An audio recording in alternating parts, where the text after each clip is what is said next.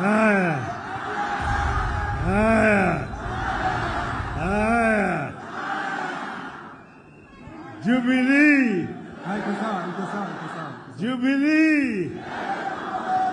Azimio. Azimio. Hey. Hey. Hey.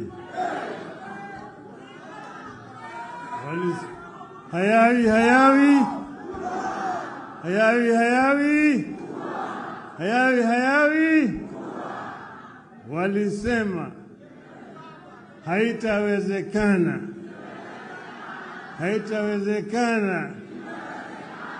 lakini wana Jubilee na wana Azimio wakawajibu ya kwamba ina na ita simefanyika. Sasa Jubilee imefanya wajafanya, Azimio imefurahi hajafurahi. Sisi tumekuja hapa kama wanaazimio kuunga mkono ndugu wetu hapa wa Jubilee. Nataka kutoa shukrani sana kwa ndugu yangu Uhuru Muigai Kenyatta kwa kusimama imara na kuhepa vitisho vyote na kusema ya kwamba Jubilee itafanya mkutano siku ya leo. Sasa mimi nimesimama hapa kama mwanaazimio. Nataka kuongea sasa kwa niaba ya Azimio yote. Kuna maneno ambayo mimi nataka kuongea na wale wengine huko. Nitaongea kwanza kwa Kimombo ili wasikie vizuri, baadaye nitafanya Kiswahili kidogo. On behalf of Azimio, I am honored to join you at this special National Delegates Convention of Jubilee Party, which also serves to kick off the rejuvenation of all Azimio parties. As a coalition, we recognize that we are only as strong as our constituent parties. A strong Jubilee is therefore a strong Azimio. Let me take this early opportunity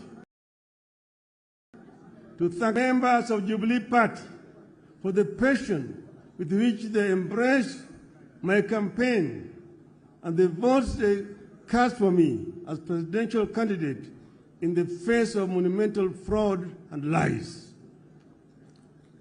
I don't take it for granted that millions of voters woke up at dawn in Mount Kenya and other parts of the country, lined up for hours and trusted me with their future by voting for me. I urge you not to give up on that dream of a regime governed by empathy for citizens, honesty, and accountability, as opposed to the lies Kenya Kwanza sold and continued to sell.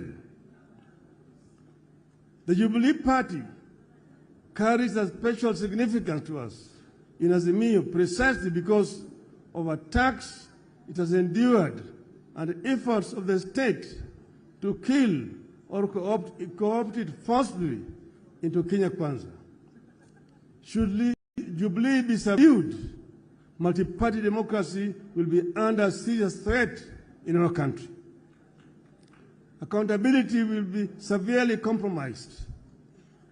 Uncouth manners and barbaric politics will be cemented in huge sections of our land where leaders with such credentials want to hold sway.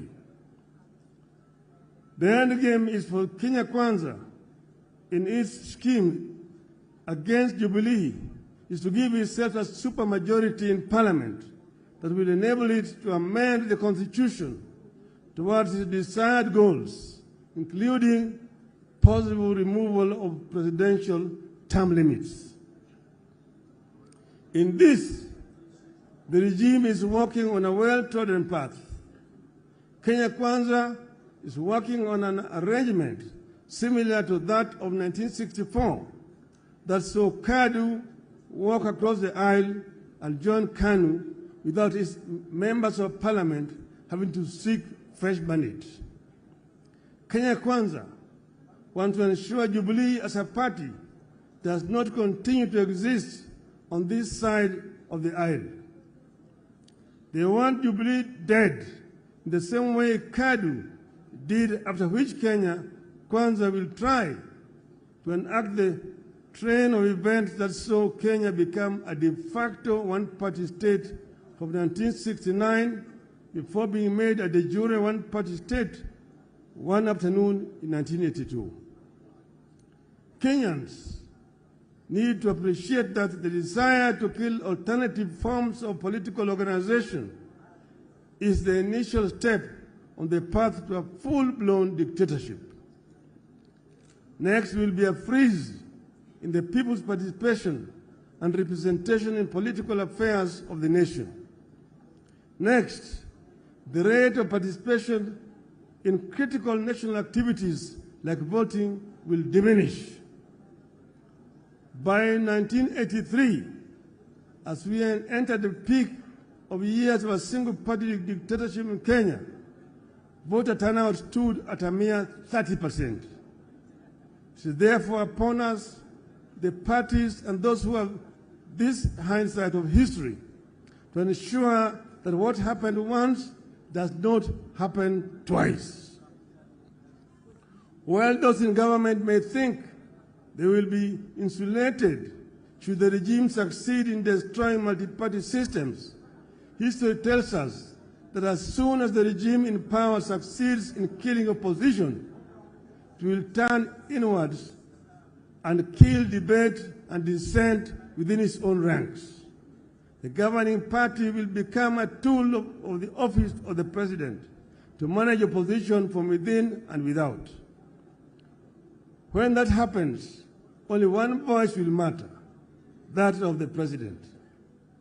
Even those politicians who now think they wield power in the government party will not know where they lost the plot. The people trying to kill or take over Jubilee and hand it over to Kenya Kwanza may not be fully aware of the complex schemes being plotted by their sponsors. They are mere pawns in a game that will eventually consume them. Kenyans will recall that one afternoon in 1982, a few excited members of parliament set and approved the making of Kenya a one-party state. Those excited men and women who voted aye that afternoon in 1982 thought they were punishing other people. A number of them became the very first victims of the snares they thought they were laying for others. Which is why Jubilee's war toward of Kenya Kwanza must be the war of every Kenyan who treasure freedom, the rule of law, and respect for human rights, including the right to associate and to hold and express views freely. I must commend Jubilee Party for remaining strong, focused in the face of sustained state-sponsored onslaught. I am happy that the party recognizes its responsibility to Kenyans to defend and sustain our hard-won multi-party system. More importantly, I commend the Jubilee Party for continuing to fight for lowering of cost of living, electoral justice, inclusivity in appointment in public office, and abolition of excessive taxation of Kenyans. I want to assure you that we will fight this battle together and we will win it together. Failure is not an option. Failure is not an option. As we push for respect for political parties, I want to make a heartfelt call on our country to respect leaders who have served our nation and handed over the baton to others. In the recent months, you have seen very uncouth, very primitive, and unwarranted attacks on the person and property of His Excellency Uhuru Kenyatta and his family, including the founding president, Mr. Jomo Kenyatta. Shame on them. Nothing could be more uncouth than what we have witnessed in this regard, especially when it comes from men and women who call themselves leaders, who expect to be respected once they retire, unless they plan to die in office. I must commend my brother and our fourth president, Uhuru Kenyatta, for the dignity and decorum with which he has borne the insults and abuses for the sake of the stability of the nation, the peaceful coexistence of Kenyans, and the dignity of Kenya's presidency. I personally thank Uhuru for choosing to fly high when they have hit an extreme low. I call for respect of retired leaders, not because Uhuru is with us in Azimio. I say it because it is what I believe in. It is what civilized people should do and believe. It is what happens in civilized nations. Kenyans will recall that when NAC took power in 2002 and excited cabinet ministers bayed for the blood of the then retired President Daniel Arap Moi, I said no. I said no to the intended frustration of a man who had held various leadership positions right from before independence, ending up as our president for 24 years. As I said when we launched Azimio in Nakuru on 16th of August 2021, you must cleanse this land of the spirit of anger and bitterness, revenge and entitlement that the presidency continues to ooze. You must also build electoral systems that are resilient, transparent, accountable, and respect the wishes of the voters as expressed at the ballot. We believe that when leaders and governments lack popular support, as is presently the case, accountability, empathy, democracy, and good governance cannot be expected, and the nation cannot move forward. This is the tragedy that afflicts this country today. It is the reason enough for that well-known primitive voice in Kenya Kwanza to stop losing sleep over an imaginary handshake. Kenya Kwanza is too shady to be embraced.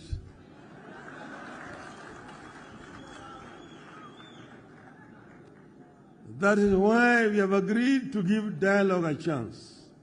We embrace the talks to secure a good deal for Kenyans, and if the deal will not be forthcoming, Kenyans can be sure we will not pursue vain dialogue.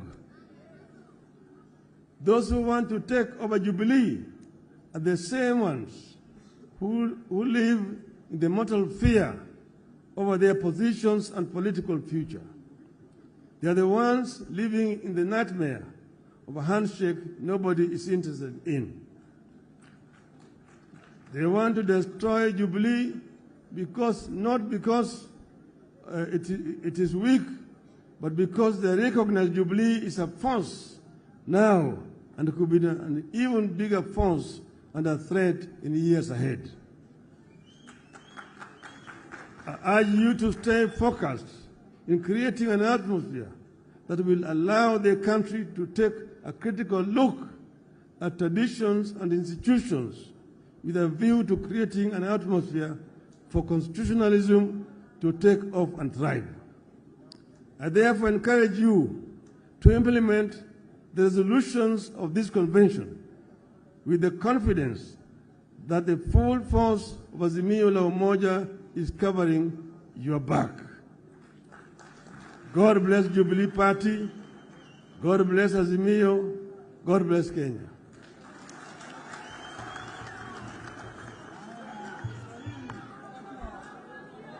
Haya, sasa nitasema kwa muhtasari. Swala nyeti ambayo tuko nayo hapa, kwanza ni mambo ya gharama ya maisha ambayo imepanda sana. Pili, bei ya unga imepanda, bei ya mafuta imepanda, bei ya sukari imepanda, hata karo ya shule imepanda na kodi ya nyumba. Sasa njia hiyo wanataka kuongeza ushuru. Juzi niliwaambia kwamba punda imechoka. Punda imechoka. Niliwaambia ya kwamba Wakenya hawawezi tena kumudu ushuru zaidi. Ile ambayo wanatozwa wakati huu nataka yapunguzwe. Manake Waswahili walisema ati kibebasho kikivuja nafuu kwa mchukuzi. Kwa hivyo mambo gharama ya maisha tutazidi kupigana juu yake. Pili ni mambo ya uchaguzi, mambo ya saba. Tulisema mpaka saba ifunguliwe. Juzi nilipoambia wanasema saba ilifunguliwa. Nikauliza ilifunguliwa wapi? Wanasema mambo ya uchaguzi ilikwisha. Sisi kama Wazimio si watu ambao wanalalamika kwa hovyo. Muliona hapa Bomas of Kenya kulikuwa na makomishina 7, Chebushetha na wengine na wawili na wengine 4.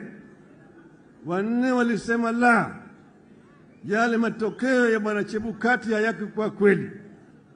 Walisema namna hiyo, mpaka wakatoka pale wakaenda kule Serena Hotel wakatoa taarifa tofauti na yale ya bwana Chebushetha. Kwa hivyo na baadaye jamaa kapiga firimbi na katoa matokeo ya uchaguzi wa halali. Kwa hivyo tunataka tuangalie hiyo saba ili tujue ni kitu gani iko ndani yake. Ukweli hiyo ni sharti mpaka ifanyike. Mpaka ifanyike. 3, tumesema hatutaki kuona kama watu wanaingilia mambo ya ndani ya vyama vya Azimio. Kwa upande mmoja wanasema wanataka kuimarisha multi-party democracy, badilisha weka ofisi ya kiongozi wa upinzani katika bunge. Kwa upande hii unaua Jubilee, unaingia ODM, kwa hivyo unaingia ndani ya Wiper. Tumesema hii hatutakubali. Wale ambao wameingia kwa biashara ya umalaya ya siasa, kama umeingia biashara ya umalaya ya siasa, jiuzulu. Ile tikiti ambayo ulipewa rudi kwa wananchi, uchaguliwe upya. Mimi nilipotoka katika chama changu cha Ford Kenya kaingia NDP, nilijiuzulu kwa bunge, nikarudi hapa kwa watu wa Lang'ata, wakanichagulia tena kama mbunge wa Lang'ata. Wengi walitoka namna hiyo. Marehemu Dr. Protas huko Kisii, Likoa, Umanyi, Shamala, Apili Wawire, Aniri na kadhalika. Wengi walijirudi katika uchaguzi. Kwa hivyo tunasema badala ya kuchukua Jubilee uende naye katika Kenya Kwanza, toka kwenda peke yako, nasimama na chama ya Kenya Kwanza au UDA, tuonane na wewe kwa kiwanja. Mwisho wamesema Kenya ni kampuni ambayo kuna hisa, ati wengine wakuna hisa mingi zaidi, wengine wana kidogo, wengine hawana. Swali ni kwamba kama kuna Wakenya ambaye hawana hisa, wanafanya nini Kenya? Wanafanya nini Kenya? Kama hatuna hisa, unatutoza ushuru ya sababu gani? Unasema tulipe 3% ya pesa yetu na nyumba waweze kujengea sisi. Tumesema ikiwa kama nyinyi mnasema mambo ya hisa, na tunataka Bwana Ruto atuambie mimi kama yeye anaunga mkono mambo ya Bwana Gachagua. Bwana Gachagua ndio naibu wake. Ukisema ya kwamba Kenya ni kampuni, basi sisi tutakutaki, tunaenda kwa Umoja wa Mataifa tuseme tunataka self-determination. We cannot be treated like second-class citizens. That only those who voted for Kenya Kwanza are entitled to employment and entitled to services by this government. If that is the case, then the rest of Kenyans will ask for self-determination. Tumesema hao watu wamedhulumu Kenya zaidi. Kila siku wako kwenye runinga wanapiga kelele, wanabweka kwa Kenya. Sisi kama Wakenya hatuwezi kutishwa. Kwa hivyo kama nyinyi mnataka mazungumzo, tulisema mwezi moja. Sasa imebaki siku 14. Siku 14 imebaki. Kama yule kamati ya Otiende na yule mwenzake haiwezi kupata suluhisho kwa mambo matatu. Mambo ya gharama ya maisha. Pili, mambo ya saba. Na tatu ni mambo ya vyama ziwe huru. Tutarudi uwanjani. Na uwanjani sisi hatuwezi kutishwa. Tutasimama imara. Mko tayari? Mko tayari? Mko tayari? Nione mkono hapa.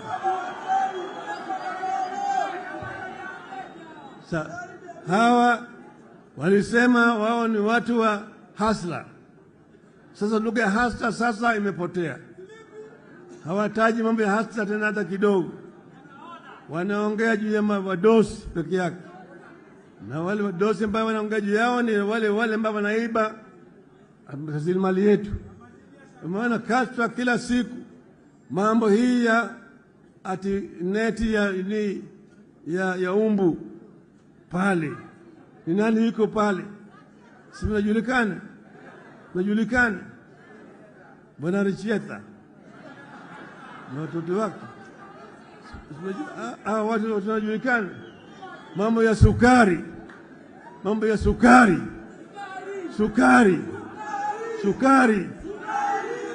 Sasa sisi tumesema mambo ya ufisadi mpaka iangaliwe na watu ambao wanahusika. Lakini wezi hawezi kwenda kushika wezi wengine. Mambo ya Shakahola.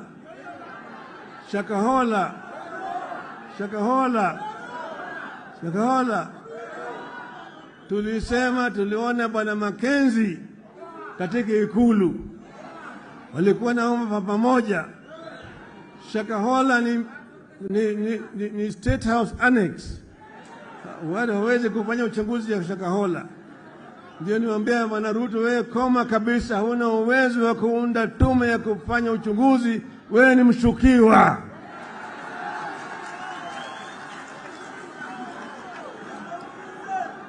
Na Bwana Gachagua ni mshukiwa na matu. Hao wote hawezi kufanya uchunguzi. Mimi nilienda Shakahola nikazuiliwa kuingia pale. Kwa sababu gani? Maana wanajua mimi nitaona ukweli huko. Sivyo?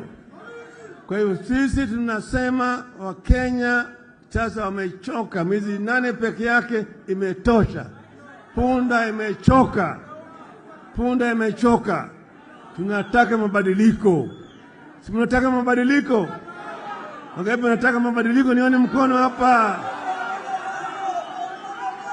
Jubilee.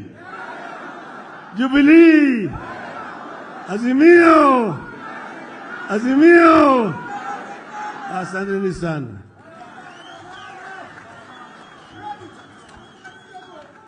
Asante sana baba. Asante sana baba. Raila Amolo Odinga.